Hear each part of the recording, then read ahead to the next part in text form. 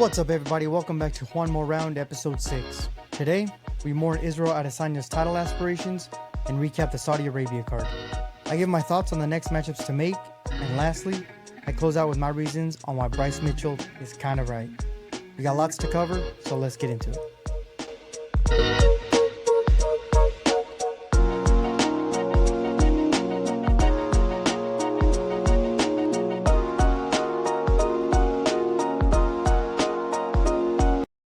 In the last episode, I spent the last 5 minutes of the show glazing Izzy.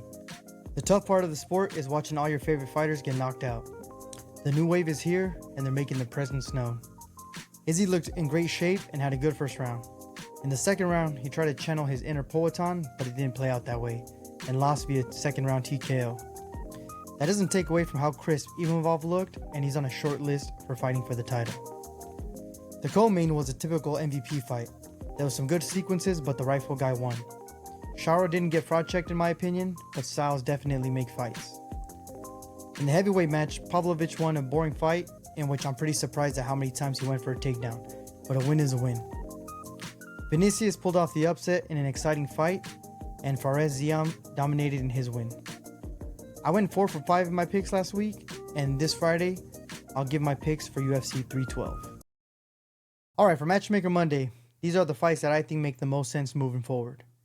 For Imovov, we have him fight Hamza Chimaev for a title eliminator. For MVP, we have him fight Michel Pereira if he fights middleweight still, or if he decides to go back down to welterweight, give him Carlos Prates. For Pavlovich, we have him fight Volkov in a rematch. For Oliveira, we have him fight Mario Bautista. Got to get that get back for Jose Aldo. For Ziam, we have him fight Jalen Turner. For Izzy, I say we give him the loser of DDP and Sean Strickland. And for Shara Bullet, give him Paulo Costa. Let me know what you guys think down in the comments below. Bryce Mitchell was all over the MMA news this weekend. And this might be a hot take, but I honestly kind of agree with Bryce on this. I honestly don't care if I get canceled on here. And it's okay if we don't agree. That's the beauty of this country. That we all have a freedom of speech and opinion. But honestly, I've kept quiet long enough on this issue out of fear of being persecuted by my friends and family. But I literally hate them too. And it feels like everywhere we look, they are forcing them upon us, and I'm sick of it. I encourage you all to do your own independent research on this matter, and don't let the mainstream media brainwash you.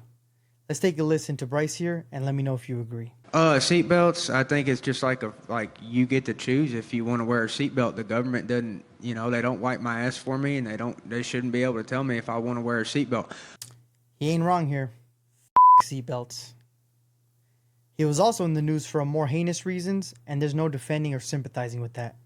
Here's a short clip on why the MMA community is coming for Bryce. I honestly think that Hitler was a good guy based upon my own research, not my public education indoctrination. I really do think before Hitler got on meth, he was a guy I'd go fishing with. I definitely don't share that sentiment or condone his words. The only one who can bring us justice now is Josh Emmett. Well, folks, thanks for tuning in to another episode. On Friday, UFC President Dana White calls in to discuss Bryce Mitchell and other UFC matters. I appreciate the support and the journey to 100 subscribers. Remember to submit any questions via Instagram or comment below. Catch you guys Friday. Peace.